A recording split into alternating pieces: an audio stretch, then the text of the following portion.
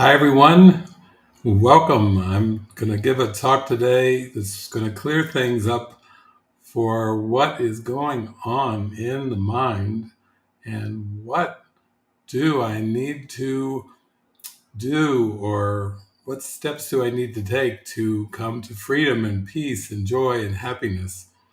So I've titled the talk today 100% Intuition, Inner Listening, and Guided Decisions, and this requires discernment. So ultimately, we're going to talk about discernment and decision making.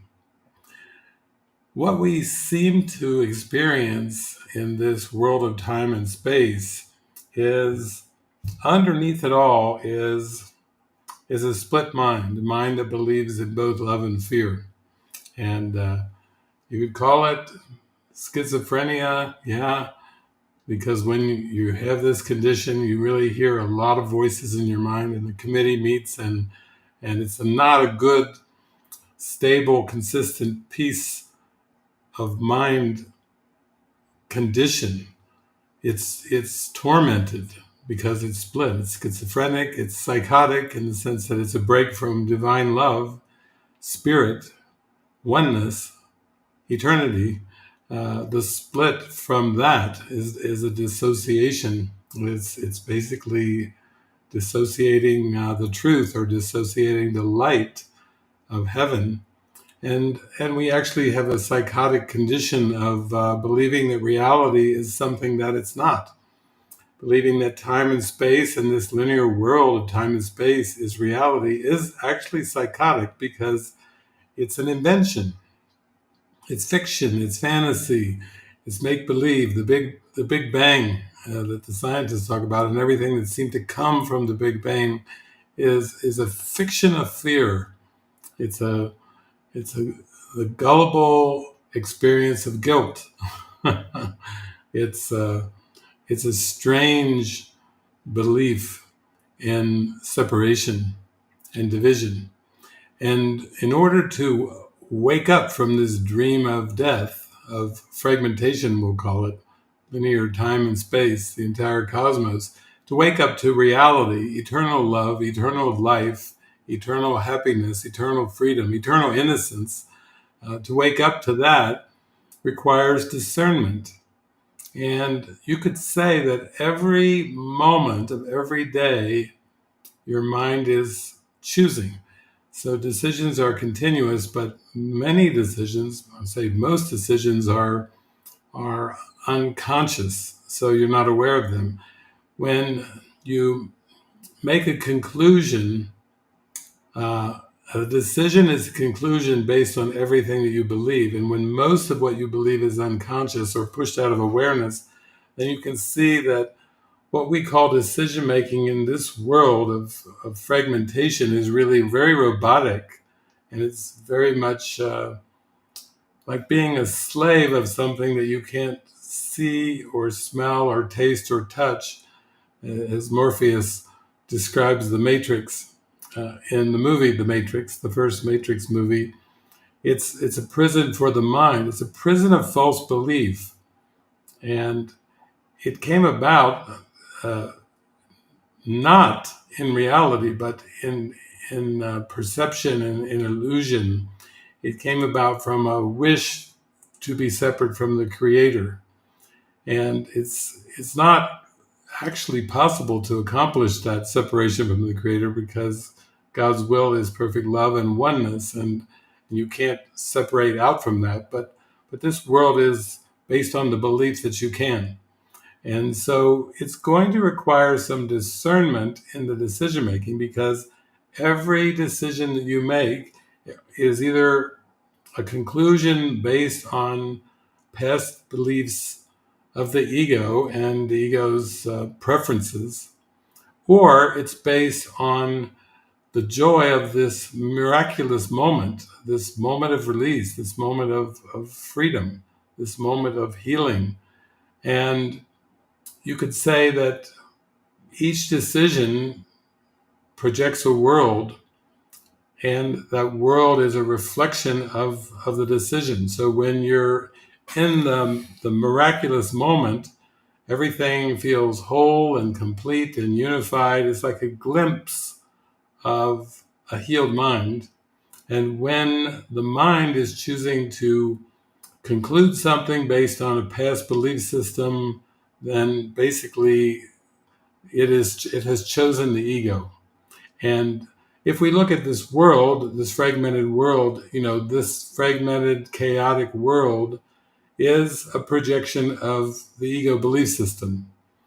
But it's important to remember that you're either choosing it or you're not choosing it, moment by moment. And you can train your mind to choose to heal, to choose to see the nothingness of it, to choose to be above it and beyond it, transcend it. You can choose to transcend it in this miraculous healing moment. And you can train your mind to be habitually miracle minded. And that is where the escape comes in from this world of time and space, this illusion of images strung together on an imaginary timeline that some have called past, present, future, but actually it's a disguise, it's a deception, it's not reality. The Creator has nothing to do with this faulty formulation of reality, because reality is one. Reality is spirit. Reality is love. And to choose to believe something that is not love is to choose death. So this world is the belief in death projected out into a three-dimensional, it seems, three-dimensional linear world. And yet, the whole point of everything is to have discernment and to choose the correction, choose the miracle. Train your mind to choose the miracle, choose the correction, and ultimately to choose the complete correction, which transcends the matrix entirely. So basically, a lot of us have been raised with ideas like reason and logic, and anybody who studied logic in philosophy knows that it depends on your first premise. And so if your first premise is divine love, then everything that you perceive from that first premise, from that reason, we'll call it divine reasoning, is going to be very miraculous, because it's going to be whole, it's going to be complete. It's not going to be fragmented at all. To behold the whole is to be free, to be happy. But if there is a fragmented perception, you could say that there is a lie underneath it, separation, belief in separation, and you could see that it's always fear-based, it's guilt-based, it's based in shame, it's based in struggle, it's based in scarcity and striving. That belief system is erroneous, but you have to see it as erroneous to be free of it. You have to see it as erroneous to be free of it. And that's what we mean by reason would tell you that all is one and all is love. But it is faulty reasoning based on a false premise, separation and fragmentation, competition, on and on and on. It's the faulty premise that leads to faulty reasoning. So we are really in need of clearing out and discerning clearly between accurate, helpful, correct reasoning and faulty reasoning. Sometimes people call it critical thinking. When you're thinking with the source, it's not critical. It's natural. Critical is of the ego. Critical involves analysis. Critical involves the paralysis of analysis, and that's an important distinction. So the most important thing is the way out. If this is the condition in which I'm experiencing myself, and it doesn't matter what age I seem to be, whether I'm a child or a teenager, if I'm a young adult, if I'm Gen Z, if I'm a millennial, if I'm a baby boomer, on and on. None of that matters because it's the mind that's making the decision. And age itself and the body itself are just projections of this faulty formulation of reality, the ego. So you have to go very, very deep. You have to question everything that you believe to go deep enough to get underneath the faulty perceptions of the ego, the faulty thoughts, the faulty feelings, the faulty beliefs of the ego. You have to go very, very, very deep to find the truth that sets the mind free. It sets one free to be. So, if we really look at this, we can see that we need training, we need mind training, we need discernment. And this discernment is again a discernment of, of beliefs and belief systems. The spirit has a belief system, and it's called forgiveness, which is seeing the false as false. And the ego has a belief system, which is based on the ego, and it's based on fear. And it's a distortion, it's a deception, it's up to no good. It's a death wish. The only thing you can do with it is unplug your mind from it. Unplug the ego from your mind and see its nothingness and see its falsity, and then you're set free. So I thought we would take a little musical interlude here. I have a friend named Christopher Todd who has he's generated some beautiful songs, and one I thought I would play for you has just become one of the touching songs that help you free your mind of false distinctions and go much, much, much deeper toward the light within and the truth within. So this song is called World of Beliefs.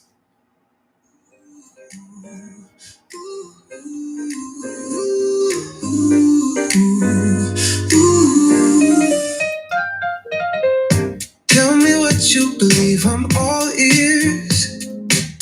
Pink pyramids or cosmic fears. You see a world and call it real, but it's just a mirror of what you feel. You say, I don't believe in a thing. I smile and say that's still believing. The atheist, the priest, the mystic too. They're playing the same game, me and you. This is the world of beliefs. Floating in time, like painted grief. Falls to the core, but oh so neat. A dream projected, bittersweet. Let it unravel, let it be.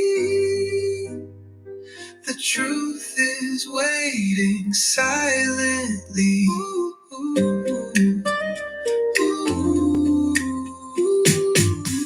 Raise your glass to consciousness, but even that's a game of guess. Christ consciousness, still not free. It's the ego's grandest tapestry.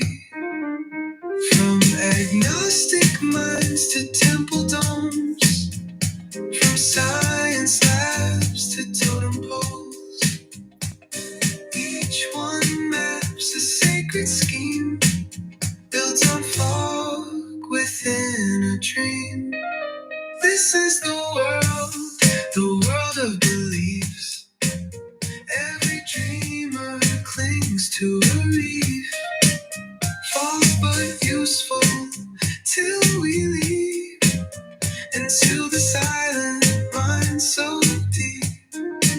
Strip it back beyond the roll. Forgiveness makes perception whole. No beliefs in heaven, only knowing.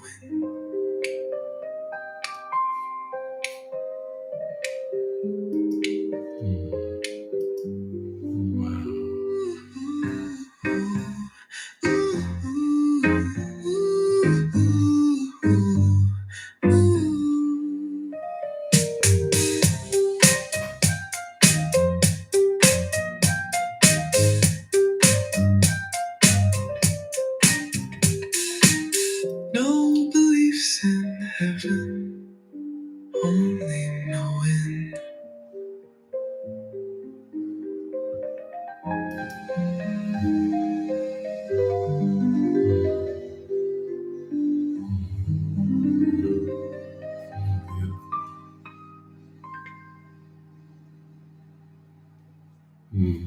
Wow. Amazing. Amazing. So when you get down to the beliefs, to the belief in time and to the belief in the body and the personality self, you see that the mind is the decision maker, not the body. People don't make decisions. The mind decides. And it's choosing between the ego and the spirit every single instant of every day. It's very, very profound. That's why the discernment between the ego and the spirit is so important. And one of the beliefs of linear time is the belief in planning. And that's a very ingrained belief for the human condition, planning ahead. And so what we're learning is that a healed mind is relieved of the belief that it must plan, although it cannot know the outcome which is best, the means by which it is achieved, nor how to recognize the problem that the plan is made to solve. You got to be really, really, really, really clueless to fully discern and embrace the spirit.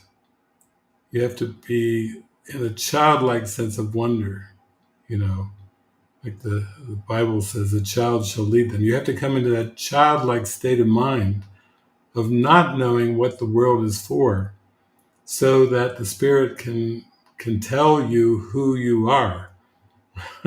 That's how it works. That's how the spiritual awakening works.